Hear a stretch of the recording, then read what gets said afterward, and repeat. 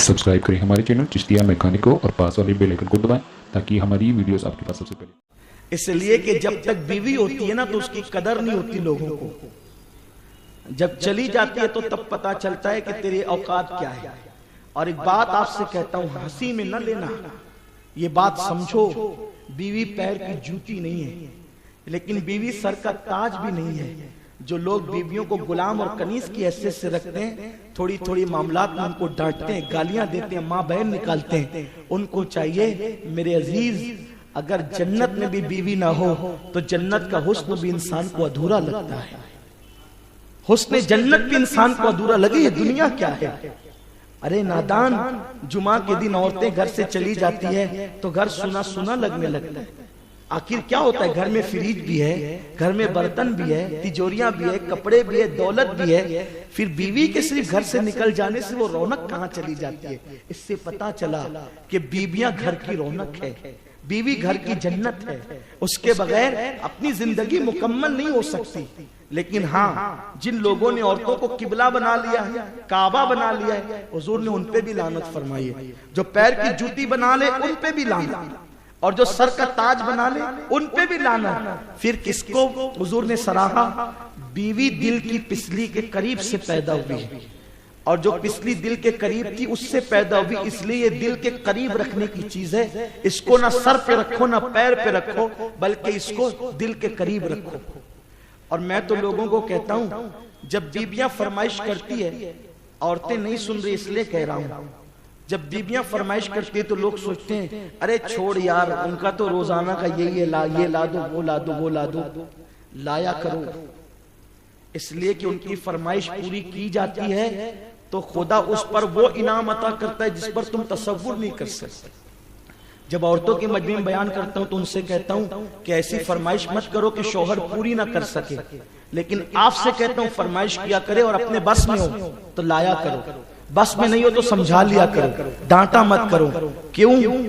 तवज्जो चाहता हूं, उलमा भी यहाँ मौजूद है, अइम्मा भी मौजूद है, अब पता नहीं कहां कहां तक मेरी आवाज जाएगी। एक खास बात अर्ज कर रहा हूं, बीवी फरमाइश करे तो लाने के लिए जाया करो, उस राह में बड़ी बरकतें मिलती है। हजरत मूसा अलैहिस्सलाम की बीवी ने सख्त सर्दी में कहा, मूसा मैं ठिठर रही हूं, जरा मेरे लिए आग तापने के लिए आग ला दीजिए। इस जंगल में आज से कमोबेश 4000 साल पहले की बात है, कमोबेश जंगल में आग चाहिए। तो आग कोई ऐसा तो नहीं थी कि चलो टाफी की भट्टी जल रही है तो ले आए, रोट की भट्टी लगी है तो ले आए, ईट की भट्टी लगी है तो ले आए। जंगल है, वादिये तूर है, तूर सीना का मकाम है, और बीवी सर्दी में कहती है मेरे लिए आग लाओ। मूसा ने मना नहीं किया अलैहिस्सलातु व तस्लीम।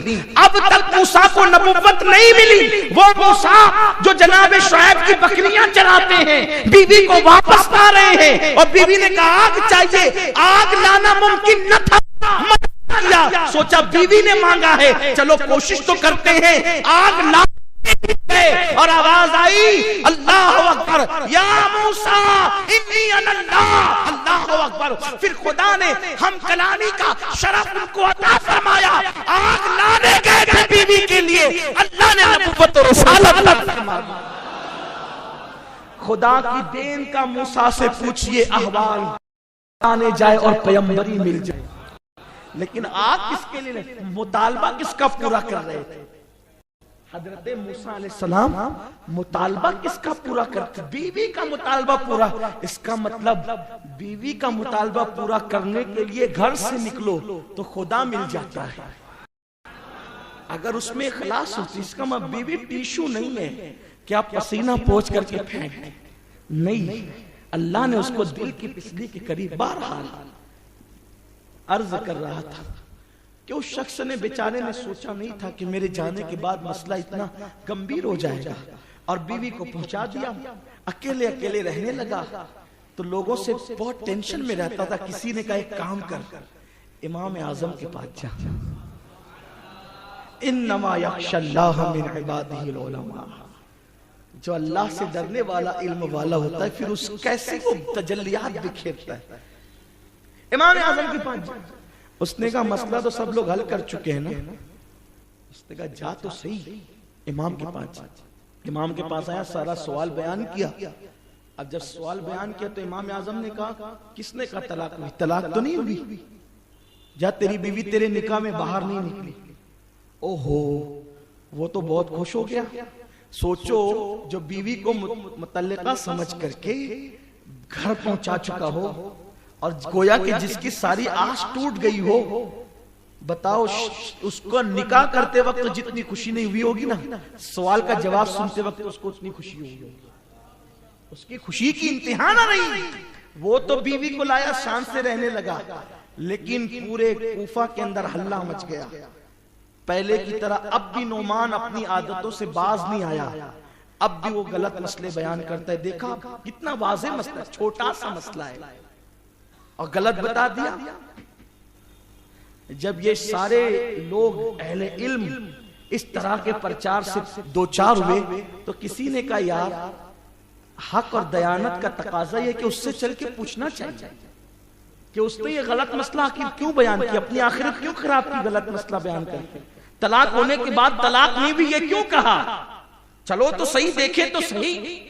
جب لوگ پہنچے اور پہنچنے کے بعد کہا امام آپ نے اتنے آسان مسئلے میں غلطی کر دی. امام نے فرمایا کون سے مسئلے میں؟ کہا وہ اس کے سسر سے جو ناراض تھا, اس نے کہا تھا کہ اگر اپنے باپ کے گھر جائے گی تو طلاق, تو باپ کے گھر گئی تو طلاق نہیں ہوئی. فرمایا غور تو کرو, وہ باپ کے گھر کب گئی؟ بیماری میں گئی؟ نہیں. سکرات میں گئی؟ نہیں. پھر کب گئی؟ کہ مرنے کے بعد بھی کفن دفن میں گئی. فرمایا کہ تم کو یہ مسئلہ نہیں معلوم ہے, جب انسان مر جاتا ہے تو اس کا گھر پھر اس کا نہیں رہتا, وہ اس کے وارثوں کا ہو جاتا ہے. اس کا گھر اس کا نہیں رہتا, وہ اس کے وارثوں کا ہو جاتا ہے. اور باپ کی وراثت میں بیٹی کا بھی حصہ ہے. تو وہ باپ کے گھر کہاں گئی؟ وہ تو اپنے گھر گئی تھی. کہا تھا کہ باپ کے گھر جائے گی تو طلاق ہوگی, وہ باپ کے گھر نہیں گئی, وہ تو خود اپنے گھر گئی. تو اپنے گھر گئی, طلاق کیسے ہو سکتی ہے؟ تب لوگوں نے کہا حنیفہ ابو حنیفہ تو جہاں سے بولتا ہے وہاں تک کسی کی عقل کی رسائی ہو نہیں سکتی. اللہ نے تجھے اتنی عقل عطا کی ہے کہ اگر تیری عقل سے دنیا کی عقل کا موازنہ کیا جائے تو دنیا کی عقل تیری عقل کے عادی ہو کر کے رہ جائے.